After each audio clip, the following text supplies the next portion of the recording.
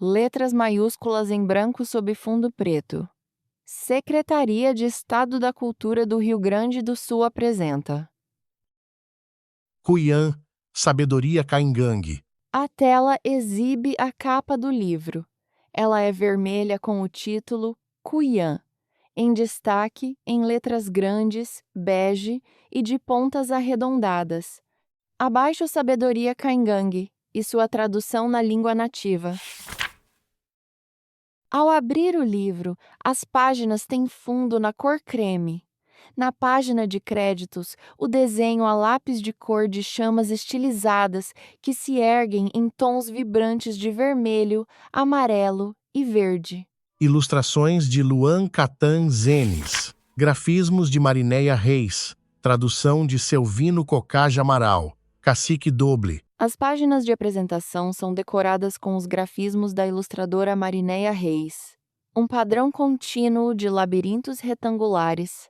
2026. Apresentação. Na região nordeste do Rio Grande do Sul, no município de Cacique Doble, vive uma comunidade indígena que ainda mantém viva sua cultura em meio às transformações do tempo.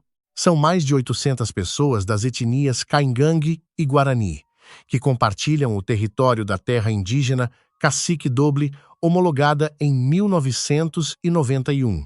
O uso de ervas medicinais, a transmissão oral de saberes e os ensinamentos dos cuiãs lideranças espirituais que orientam os rituais e decisões seguem presentes no cotidiano daqueles que habitam a área, ainda que de maneira silenciosa.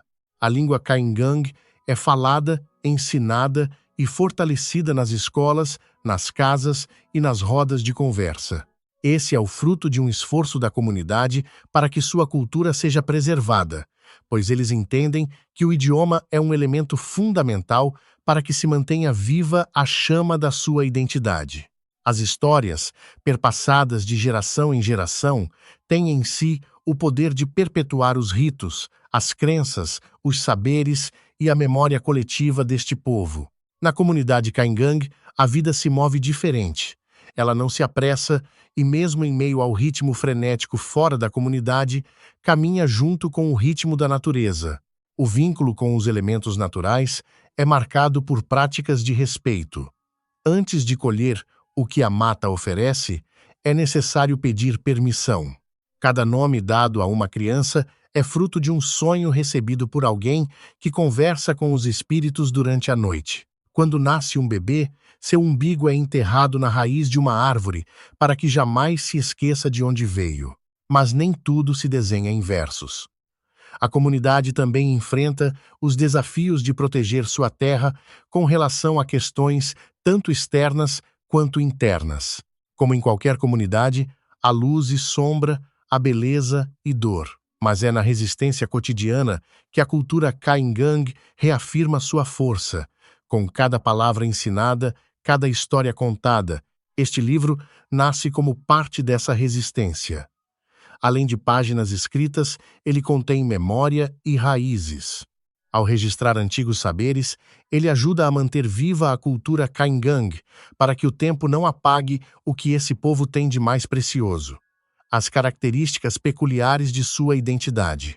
Nele, as irmãs Vera e Albertina, pertencentes ao povo Caingangue, compartilham conhecimentos adquiridos ao longo da vida. Filhas de um cuiã, elas cresceram entre ervas, histórias e ensinamentos ancestrais, aprendendo desde pequenas com os mais velhos o valor da escuta, da cura e da palavra. O saber que carregam não vem apenas dos livros, mas da terra e dos rituais aprendidos. Ao reunir essas histórias, práticas e ensinamentos, elas reafirmam o compromisso com a preservação da cultura Caingangue, oferecendo a quem ouve não apenas um registro, mas um convite à escuta profunda e ao respeito pelas raízes que sustentam seu povo. Albertina, que cresceu na terra indígena de Cacique Doble e hoje vive em Florianópolis, participa deste trabalho como colaboradora. Como irmã mais velha, é a ela que Vera recorre quando precisa resgatar lembranças mais antigas. Com generosidade e afeto, Albertina contribui com relatos, detalhes e histórias que ajudam a reconstruir as memórias. Vera vive na aldeia e trabalha como técnica de enfermagem no posto de saúde da terra indígena Cacique Doble, combinando os saberes tradicionais de seu povo com os aprendizados da universidade. Ela aplica ambos em sua prática diária. Em 2021, junto com Mari Marineia Reis, também técnica em enfermagem, e as escolas da terra indígena, Vera iniciou um trabalho de resgate da cultura Caingang na comunidade de Cacique Doble. Foi aí que começou a amadurecer a ideia de registrar as memórias de suas origens, para que não se perdessem. Na ocasião, houve rituais, comidas típicas e explicações sobre plantas comestíveis e medicinais. Depois, em contato com a editora, Vera iniciou o processo de escrita, buscando registrar o que aprendeu para que mais tarde esses registros se transformassem em livro. Para Vera, tudo o que a natureza oferece tem uma serventia. Inclusive, os alimentos que comemos também podem ser medicinais e neles podemos encontrar a cura. Ela cita como exemplo seus ancestrais que mantinham uma alimentação baseada em produtos naturais e raramente apresentavam doenças como diabetes ou pressão alta. Essa tradição, segundo ela, está ficando para trás por vários motivos. Um deles é que os membros mais novos da comunidade acabam se afastando dos costumes antigos, influenciados por outras culturas que valorizam mais os remédios e alimentos modernos. Além disso, o hábito de plantar e usar ervas medicinais está diminuindo. Assim, o conhecimento ancestral vai sendo deixado de lado e corre o risco de ser esquecido. Vera acredita que, se seu povo voltasse a valorizar mais a própria cultura tão rica e cheia de sabedoria e fizesse uso dos medicamentos naturais que a terra oferece como um brinde, todos teriam mais saúde. Por isso ela escreve: para registrar os saberes de seu povo e inspirar os mais jovens a reconhecerem a riqueza da própria tradição. E nós, da O Bicho Editora, reconhecendo a verdade que habita em sua simplicidade e sabedoria, nos propomos a ser instrumento para que suas memórias sejam registradas, suas palavras ganhem espaço e sua voz ecoe, fortalecendo o legado de um povo. Esta obra é para ela, para sua cultura, para seus ancestrais e para as gerações futuras. No dia em que fizemos nossos primeiros registros para a edição deste projeto, chovia. Era março, mas a temperatura no local da filmagem era de apenas 13 graus. Para Vera, aquilo era uma bênção, um sinal que a natureza estava nos dando. Ela estava lavando a nossa alma. Os relatos que seguem ao longo desta obra não têm a intenção de formar um livro de receitas ou um guia técnico sobre ervas medicinais. Longe disso, este é um registro vivo de uma tradição, de um saber ancestral, de conhecimentos cultivados pelo povo Caingang, da terra indígena de Cacique Doble. Aqui, você não encontrará pesos e medidas exatos.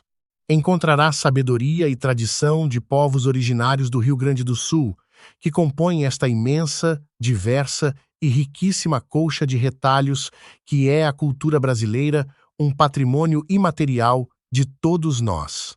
Buscamos preservar a originalidade das palavras de Vera e de sua irmã Albertina, tal como nos foram transmitidas, oralmente ou por escrito. Os textos foram organizados a partir de manuscritos entregues por elas e das transcrições dos diálogos que tivemos com a autora. Essa escolha editorial reflete o respeito à forma como Vera se expressa e compartilha saberes. Como indígena, ela demonstra mais facilidade em transmitir seus conhecimentos por meio da oralidade do que pela escrita. Por isso, os relatos a seguir não se assemelham a textos de livros tradicionais. Eles são, na verdade, transcrições de instruções dadas através da fala. Os grafismos que acompanham a obra foram feitos à mão por Mari. As ilustrações são de Luan Catange Zenes, um jovem de 15 anos, estudante da Escola Estadual Indígena Faustino Ferreira. Ele gosta de desenhar e costuma criar imagens da comunidade para materiais de publicidade. Pelo projeto Cuyã, Sabedoria Caingang, aprovado pelo edital da Secretaria de Estado da Cultura e Política Nacional Aldir Blanc do Rio Grande do Sul, número 31 de 2024, na categoria Memória e Patrimônio, Luan recebeu um curso de ilustração online na escola. O objetivo foi aperfeiçoar a pintura de seus desenhos, já que ele os fazia sempre em preto e branco. O resultado desse aprendizado são as belas ilustrações que acompanham este trabalho. Esta obra foi concebida para que a sabedoria deste povo originário não se perca e permaneça viva, com conhecimentos agora registrados. Para que as culturas, a do branco e a do indígena, coexistam em paz e harmonia. Para que aprendamos a buscar equilíbrio naquilo que temos de mais sagrado entre nós, a natureza, seja ela humana ou ambiental. É por isso, e por tudo que isso representa, que nasce este registro. Conto para não esquecer.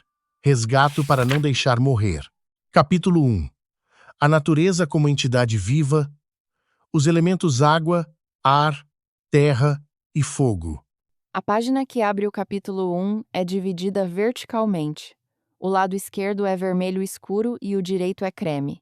No topo, uma faixa contínua de grafismos geométricos forma losangos e triângulos encadeados, em traços marrons. Conto para não esquecer. Resgato para não deixar morrer. Desde sempre, os elementos da natureza água, ar, terra e fogo foram usados pelos nossos ancestrais. Mas não é só uso, é relação. A natureza tem vida, e para retirar qualquer coisa dela que nos doa tanta vida, é preciso pedir licença, em sinal de respeito.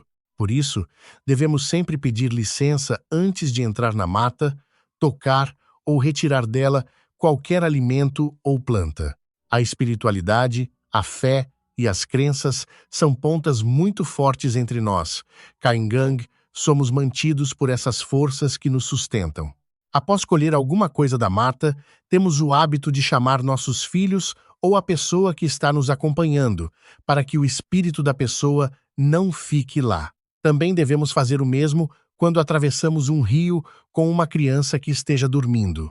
Na cultura Caingang, cada indivíduo possui um elemento da natureza como o seu guia. Esse elemento é apontado pelo Kuyan ou pelo Kofá, ou mesmo pela própria pessoa, observando com qual elemento ela mais se identifica. É através do contato com ele que haverá a purificação, o descarrego e a renovação das energias. Essa purificação e limpeza de energias podem ser feitas através do contato com a água. Esse contato pode acontecer nas margens de um rio, colocando os pés dentro da água, tomando banho de cachoeira ou banho de rio, entre outros. A água tem vida. A purificação também pode ser feita através da terra, com a entrada na mata, com os pés descalços, ou no cultivo da terra, com as próprias mãos. O elemento ar é simbolizado pela fumaça, e para a tradição Caingang, a fumaça purifica. Ela é um elemento purificador, assim como o fogo. Para entrar em contato com esses elementos, é costume tomar um banho de ervas, desde o topo da cabeça, e se secar no calor do fogo em contato com a fumaça. Para nós, a fumaça retira as impurezas, seca o que está pesado e renova as energias. A fumaça é o ar limpo que purifica o corpo e o espírito. Em todos os rituais, o fogo está sempre presente, assim como a terra, o ar e a água. Eles são inseparáveis. O fogo é a fortaleza, é a luz, é a representação do astro-rei, o sol, a força maior da natureza. Quando não tem o sol, o fogo é utilizado para enriquecer e orientar os rituais. Antigamente, os partos eram feitos ao lado do fogo. O costume era fazer uma cama de folhas, como guarana ou picão, onde as mulheres tinham seus filhos. Então, se acendia um fogo e as cinzas eram colocadas ao lado da mulher. Assim, havia o contato com a terra, o fogo e a fumaça. O parto era feito de cócoras. Hoje em dia, esse tipo de parto está em desuso, pois a prática é proibida pelo... A tela revela 3 desenhos a lápis de cor. O primeiro é uma cachoeira volumosa, com águas em tons de azul claro caindo sobre paredões de pedra azul escura. O segundo é uma forma etérea e fluida, espiralada em azul, rosa e lilás, lembrando a energia do ar ou da água. O terceiro mostra chamas vivas em amarelo e vermelho, com traços de azul e verde na base do fogo. Capítulo 2. A cura pelas plantas. Para todo tipo de doença, sempre se encontra o remédio na natureza. Tudo o que a natureza tem e nos oferece tem uma utilidade. Isso eu aprendi com os meus pais e ouvindo histórias dos cofás. Hoje, parte da nossa história está se perdendo, mas ela sempre estará viva na memória de alguém. Início do capítulo 2. O padrão de cores de fundo vermelho e creme e os grafismos de losangos se repetem no topo. Medicamentos tradicionais. Muitos medicamentos tradicionais de nosso povo ainda são utilizados, mas poucas pessoas falam sobre eles. A tradição medicinal se mantém com pomadas, garrafadas e xaropes, feitos com folhas, raízes e caules. A preparação é feita por nós, na comunidade. Quando as pessoas se dirigem ao posto de saúde procurando atendimento e medicação, são oferecidos dois tipos de tratamento: os remédios da farmácia, a alopatia e os remédios tradicionais. A pessoa pode optar por usar um deles ou os dois juntos. Quando ela usa os dois, o efeito do tratamento costuma ser ainda melhor. Na cidade de Cacique Doble, alguns médicos ligam para nós, do posto de saúde, encomendando medicamentos tradicionais, como garrafadas, chás e pomadas, para que sejam usados junto com os remédios da farmácia. Chás para ajudar no parto. Sempre são utilizados chás para ajudar a criança a nascer bem. Faz-se um chá com raspas da casca de fumeiro bravo, que deve ser torrada antes do preparo. Ainda é comum fazer massagens com ervas para virar o neném ou colocá-lo na posição certa para nascer de parto normal. Para ter um parto rápido e facilitar o processo, é utilizada a raspa de fumeiro bravo. Torra-se a casca e faz-se o chá com uma colher da torra em uma xícara de água. O chá deve ser tomado assim que começarem as contrações. Nós costumamos ter este ingrediente, o pó da raspa de fumeiro bravo torrado, sempre pronto para uso. Esse pó pode ser guardado e utilizado quando necessário. Como chá pós-parto, para evitar recaídas ou depressão pós-parto, usamos o chá de cachaça queimada para tirar o álcool, com cerca de 3 folhas de artemísia e 3 folhas de mentruz, também conhecida como arruda. A mistura deve ser fervida e o chá tomado ainda quente. Esses chás podem ser tomados pela mulher que recém teve o parto. Também podem ser usadas as garrafadas. Ilustração de um ramo botânico. Ele tem caules finos e avermelhados com pequenas folhas verdes, recortadas e serrilhadas nas pontas, desenhadas com delicadeza. Chá para cólicas de criança. Quando a criança tem cólicas, a mãe deve mastigar uma erva chamada gervão e pingar gotas na boca da criança. Essa tradição está caindo em desuso porque não é considerada importante pela medicina ocidental. Mas muitas mães ainda praticam o ato de mastigar a erva e pingar o suco na boca do bebê. Chá para soltar leite. Costumamos usar mastruz ou mentruz e camé, que é a pariparoba, para ajudar a soltar o leite. As duas plantas devem ser maceradas juntas e a mistura deve ser aquecida. Depois coloca-se a mistura sobre uma folha de couve ou de bananeira e então sobre os seios. Também pode ser usado o chá de pessegueiro bravo ou a folha de pessegueiro macerada e em molho para lavar os seios. Garrafadas. As garrafadas são misturas de ervas preparadas para diversos tipos de tratamento de doenças, e sua composição pode variar conforme a finalidade. São consideradas potentes xaropes fortificantes e indicadas para quem está com anemia, fraqueza e também para mulheres no pós-parto. Podem ser utilizadas por mulheres grávidas, mas com cuidado e acompanhamento. Os ingredientes variam de acordo com o objetivo do tratamento. As misturas são feitas em garrafas de 600 ml, preferencialmente de vidro. A base das garrafadas pode ser água ou vinho. Os antigos costumavam usar vinho nas garrafadas, pois acreditavam que ele ajudava a renovar o sangue. Para fazer a garrafada com vinho, o primeiro passo é ferver uma garrafa de vinho e queimar o álcool. Depois, devemos colocar as ervas para ferver no vinho, já sem álcool, por 1 hora e meia, em fogo bem baixo. Por fim, retira-se do fogo e acrescenta-se açúcar ou mel. Se o preparo for para alguém com diabetes, não se deve colocar açúcar nem mel. Garrafada para anemia, a tirísia preta. Para preparar esta garrafada, você vai precisar de 7 tipos de ervas desidratadas. A primeira opção de combinação inclui casca de tarumã, casca de cedro, guanchuma, erva gorda, casca de angico vermelho, 7 capotes e quina amarela. Uma segunda opção de combinação de 7 ervas traz casca de angico vermelho, casca de quina amarela, casca de tarumã, casca de cedro, casca de guavirova preta, folhas de erva gorda e raiz de picão. Novas ilustrações botânicas. Uma flor aberta com pétalas arroxeadas, detalhes internos pretos com pontinhos amarelos e um caule verde claro.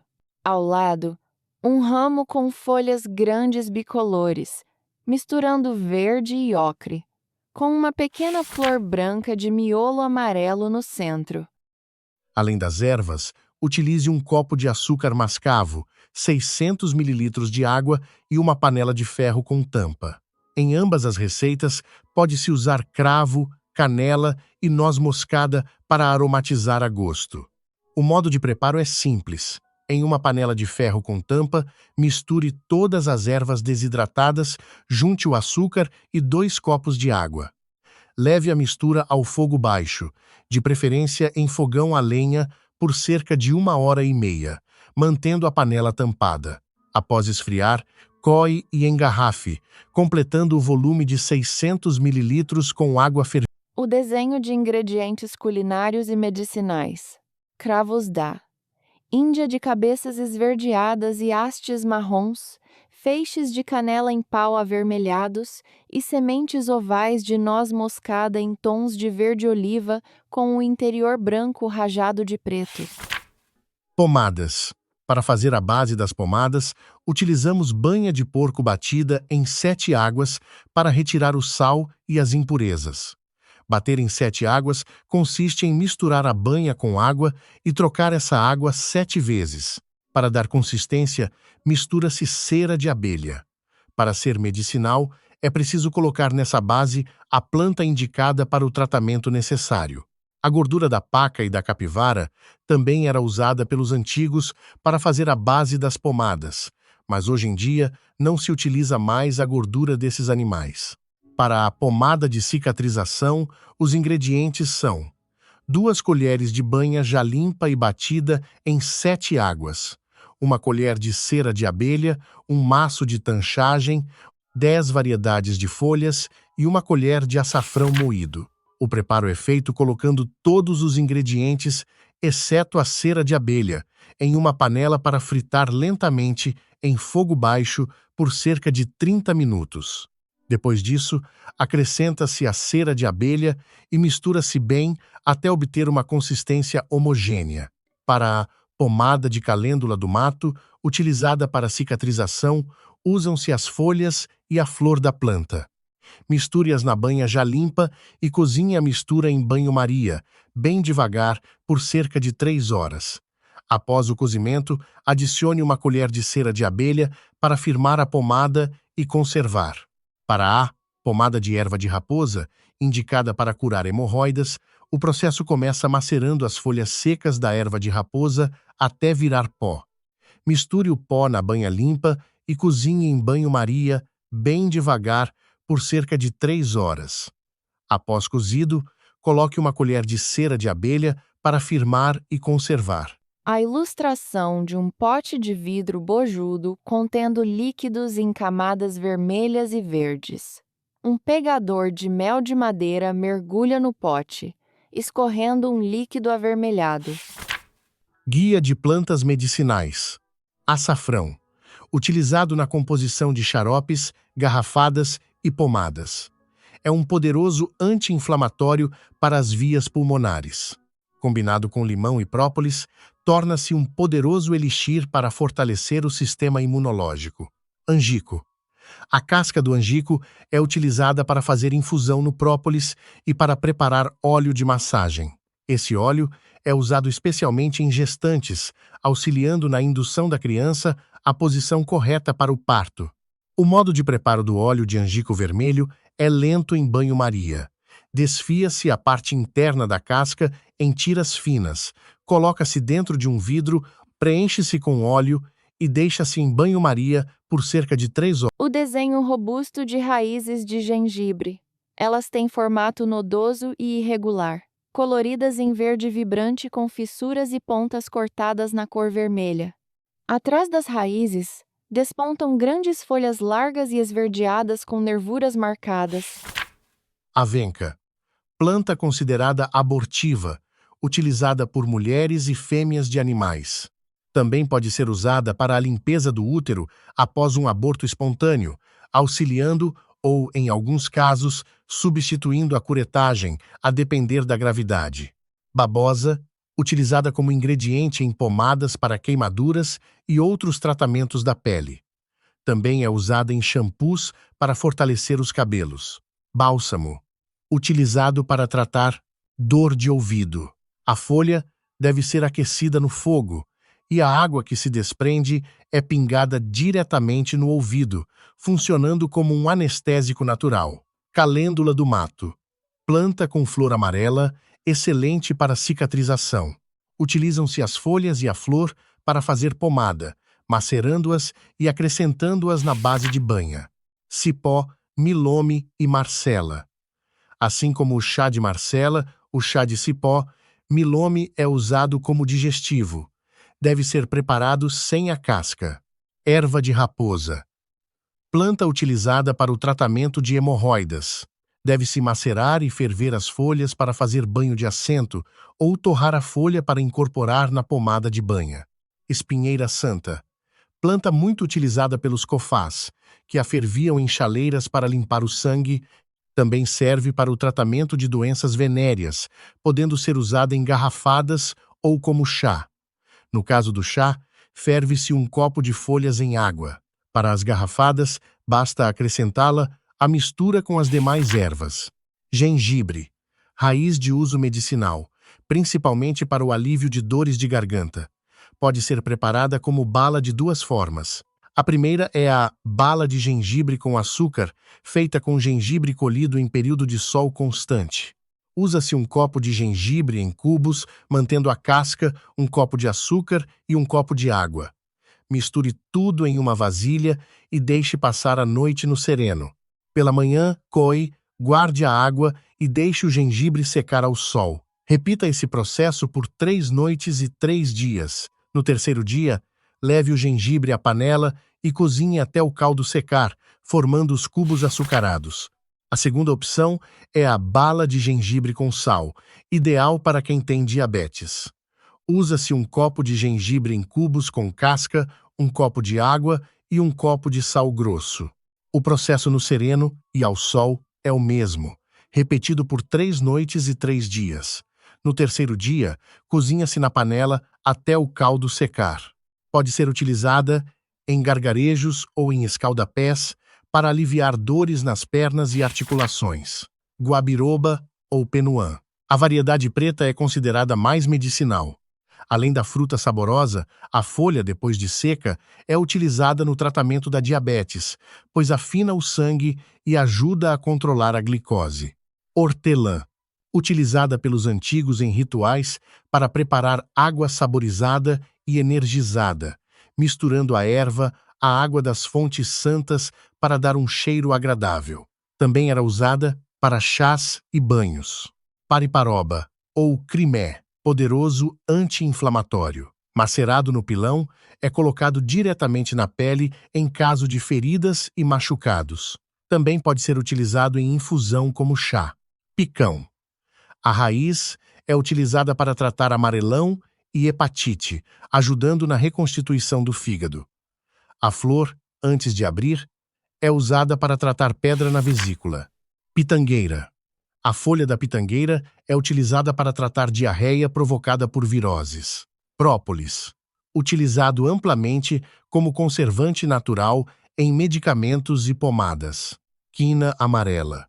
Usada para abrir o apetite. Deve-se desfiar a casca, ferver a água e deixar em infusão por 9 dias. A garrafa deve ser embrulhada em papel e mantida em ambiente sem luz, sendo consumida após esse período. Sabugueiro. Muito usado para ajudar a estourar o sarampo e limpar impurezas do sangue, agindo como depurativo contra a catapora e varíola. Também é um potente aliado contra a queda de cabelo, trazendo brilho e suavidade. Macerado, pode ser adicionado ao shampoo ou aplicado como chá após a lavagem. Sal energizado. Usado para escaldar os pés em banhos de descarrego e para se libertar de energias negativas. O sal grosso pode ser misturado com plantas aromáticas bem secas.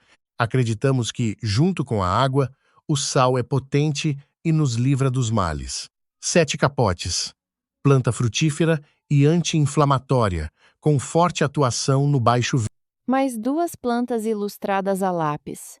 A primeira tem folhas finas, pontiagudas e caídas que brotam de um caule arredondado lilás.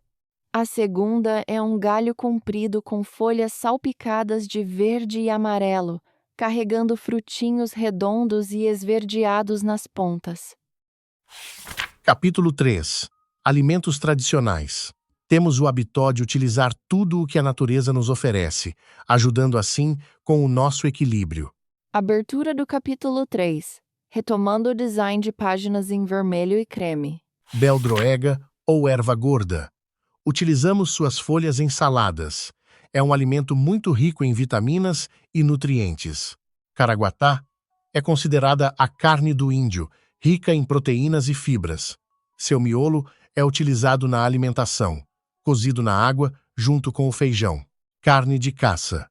Antigamente, se costumava comer carne de animais silvestres, como pacas e porquinhos do mato. Hoje, como a caça é proibida, a carne preferida é a de porco. Comemos principalmente a carne da cabeça, pois acreditamos que o porco é um animal muito inteligente e, ao comer essa parte, recebemos também um pouco dessa inteligência. O preparo mais tradicional é sapecado na brasa, chamado de quizir, mas a carne também pode ser cozida ou assada. Caruru. Folha utilizada em cozidos, refogados e ensopados, muito rica em nutrientes e vitaminas. Emi. O pão in natura. É uma mistura simples de farinha de trigo moída com água, assado diretamente na brasa. Emi caitô. Para o preparo deste alimento, deixamos o milho dentro da água por 3 dias. Depois, socamos e fazemos a massa.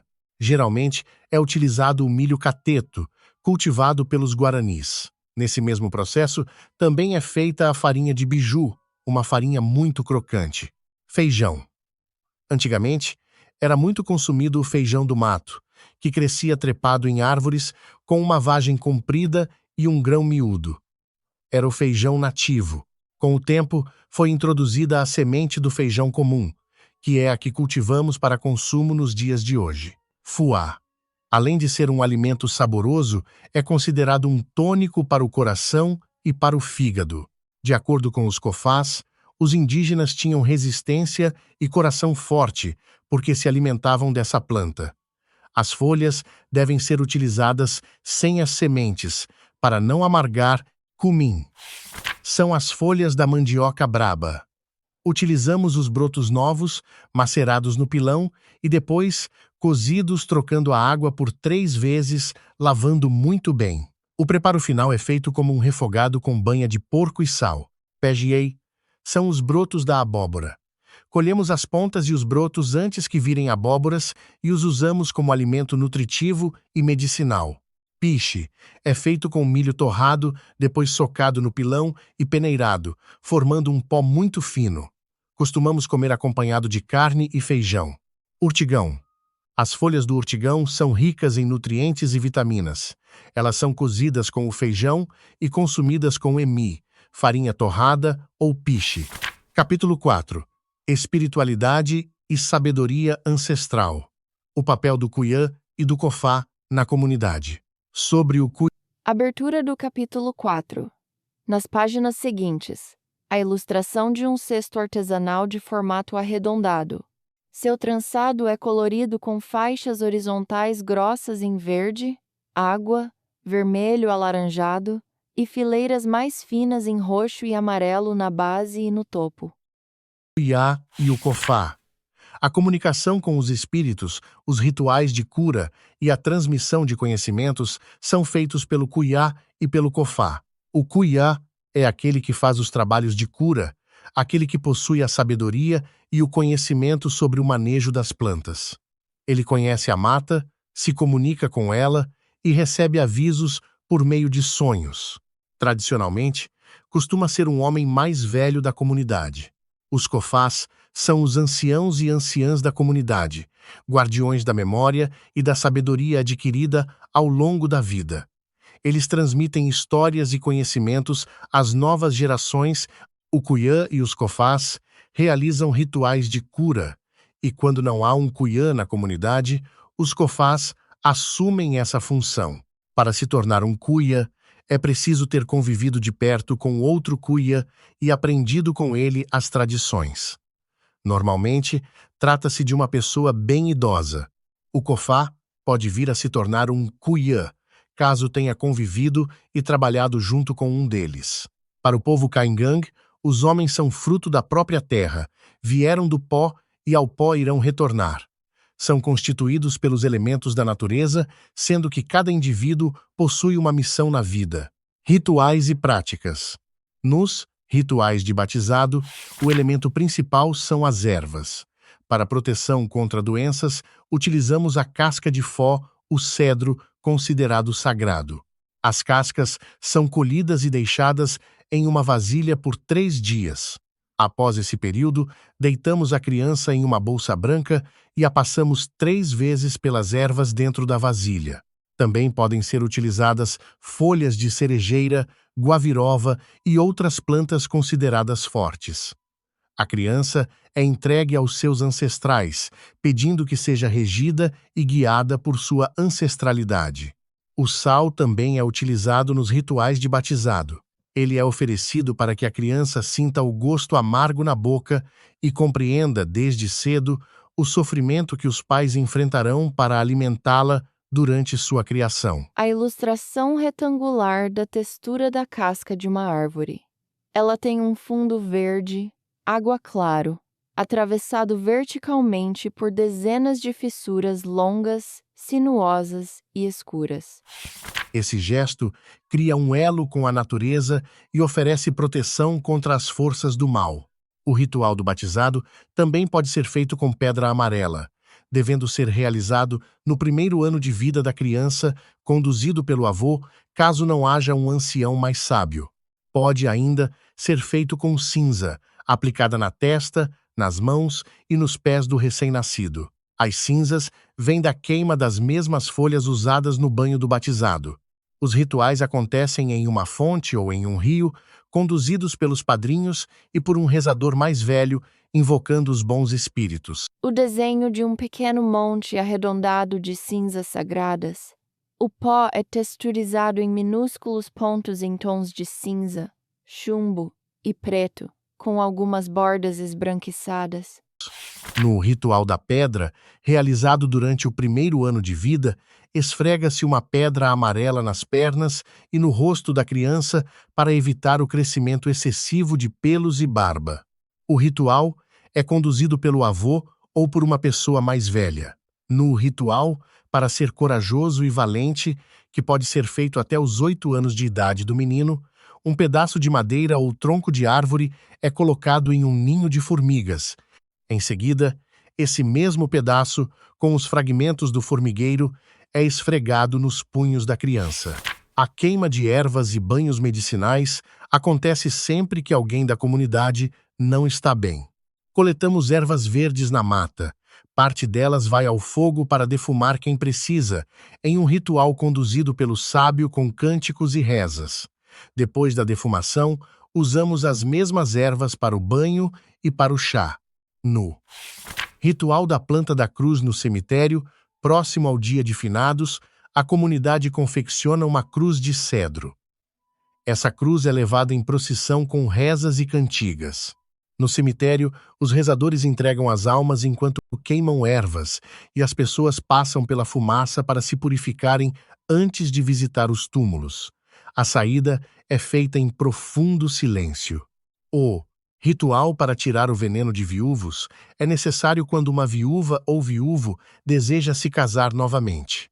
O futuro cônjuge deve tomar um banho de ervas e chás para tirar o veneno da pessoa falecida que fica no viúvo, evitando que o novo parceiro adoeça ou venha a falecer. No ritual do nascimento, o pai deve procurar o cuyã ou um cofá para escolher o nome Caingang do filho, que será recebido em sonho através da espiritualidade e pode ser o nome de uma planta, animal ou elemento da natureza. Quando o umbigo do bebê cai, ele é enterrado na raiz de uma árvore para que ele nunca se esqueça de suas origens. O casamento Caingang, que antigamente envolvia lutas entre os pretendentes, hoje é por livre escolha. Porém, mantém-se a tradição de divisão em dois grupos familiares, Camecré e Cairucré. O casamento deve ser sempre entre indivíduos de grupos diferentes para evitar problemas decorrentes de casamentos entre parentes. O ritual do Kiki é um dos mais importantes, onde os espíritos dos mortos são amparados em sua transição para o Numbê, o mundo dos mortos. O Kiki é uma bebida cujo preparo começa 10 dias antes, com o corte de um pinheiro. Os cuyás cantam para enfraquecer o espírito da árvore e fazem uma vala em seu tronco, onde inserem frutas, plantas medicinais e mel para fermentar. A bebida é servida na cerimônia para garantir que o espírito deixe a aldeia sem oferecer perigo aos vivos. No ritual do velório e sepultamento, o viúvo ou viúva deve cobrir o rosto com um pano durante todo o velório. Perto do sepultamento, o cabelo do cônjuge vivo é cortado e colocado no caixão como despedida. Uma vara do tamanho do corpo é colocada junto ao falecido para que a alma não volte para perturbar os familiares, enquanto rezadores entoam cantigas de paz. Crenças sobre a morte e o sobrenatural. Na cultura Caingang, os assovios são presságios de morte. Assovios mais grossos indicam a partida de um idoso, assovios mais finos anunciam a morte de uma criança.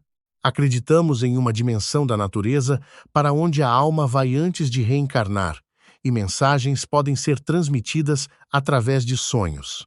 Sobre ventos e tempestades, o cuyá conversa com os elementos da natureza. Durante uma ventania, ele joga cinzas para acalmar o tempo. Quando ocorre um redemoinho, o povo acredita que são os espíritos descendo para dar algum aviso. Capítulo 5. Instrumentos sagrados. Cocar. O cocar é um elemento sagrado que significa autoridade e respeito. Ele simboliza um animal e é utilizado para enfrentar lutas e desafios, servindo como proteção. Suas penas coloridas funcionam como um amuleto de segurança. Antigamente, era utilizado apenas pelos homens, os guerreiros, mas hoje as mulheres também passaram a usá-lo. Colar. Um adorno utilizado para rituais sagrados, feito com elementos da natureza como sementes, espinhos, taquarinhas e conchas. É uma espécie de talismã usado para fortalecer o contato com a terra. Os instrumentos são ilustrados. O primeiro é um cocar, com um arco frontal vermelho cruzado por linhas amarelas. Dele erguem-se penas azuis com as pontas arredondadas pintadas de verde-limão. Abaixo dele, o desenho de um colar de miçangas redondas em azul, verde e amarelo, sustentando um pingente. Uma grande pena listrada de azul, rosa e preto. Filtro dos sonhos. Um amuleto protetor. Acreditamos que ele filtra os sonhos maus, por isso o mantemos sempre pendurado perto de onde dormimos. Manacá, ou maracá, uma espécie de chocalho utilizado pelo cuyã, principalmente entre os guaranis, para benzer e expulsar os maus espíritos de uma pessoa doente. O desenho de um filtro dos sonhos. Ele possui 3 aros revestidos de verde com uma teia preta trançada no centro. Deles pendem penas em tons de cinza escuro, com a base adornada por penugens cor-de-rosa.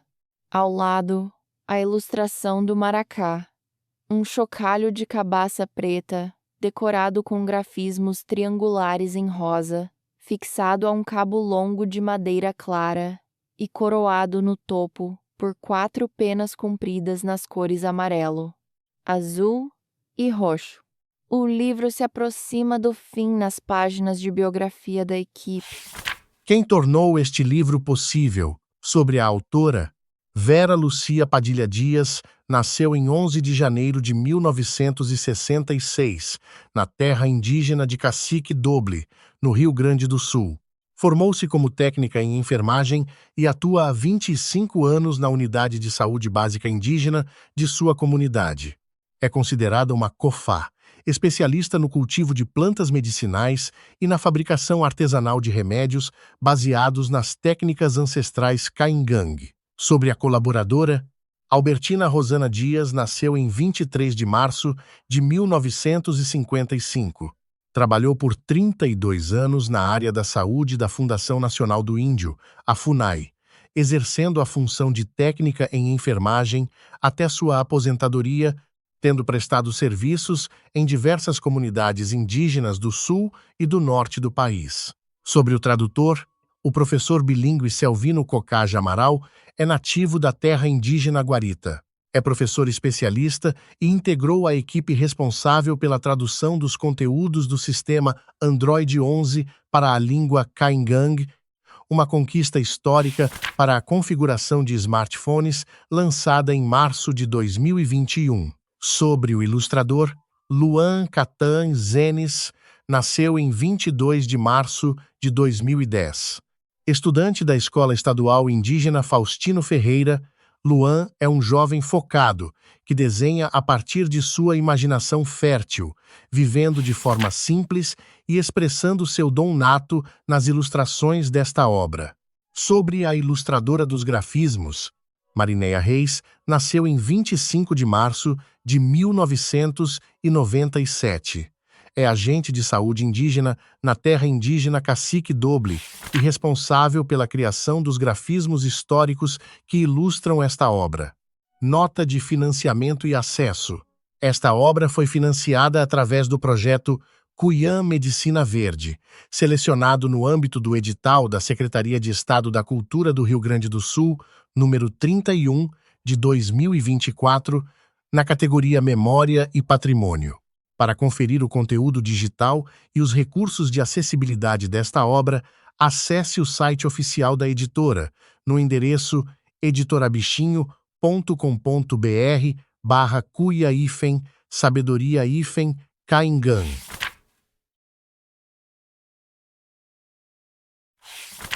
É na resistência cotidiana que a cultura Caingang reafirma sua força, com cada palavra ensinada, em cada história contada. Este livro nasce como parte dessa resistência. Além de páginas escritas, ele contém memória e raízes. Ao registrar antigos saberes, ele ajuda a manter vivas as características peculiares de sua identidade. Ao reunir saberes, práticas e ensinamentos, a autora reafirma o compromisso com a preservação da cultura Caingang, oferecendo ao leitor um convite à escuta profunda e ao respeito pelas raízes que sustentam seu povo. Um presente ofertado em nome da memória e do patrimônio imaterial que constitui uma das maiores riquezas do estado do Rio Grande do Sul e do Brasil. A contracapa traseira é totalmente em tom de tijolo vermelho. Sobre um fundo branco, alinham-se lado a lado os logotipos coloridos dos apoiadores. São eles: Política Nacional Aldir Blanc, IFAI, PRO, Cultura, Secretaria da Cultura, Governo do Estado do Rio Grande do Sul, Ministério da Cultura e Governo do Brasil. A tela escurece suavemente.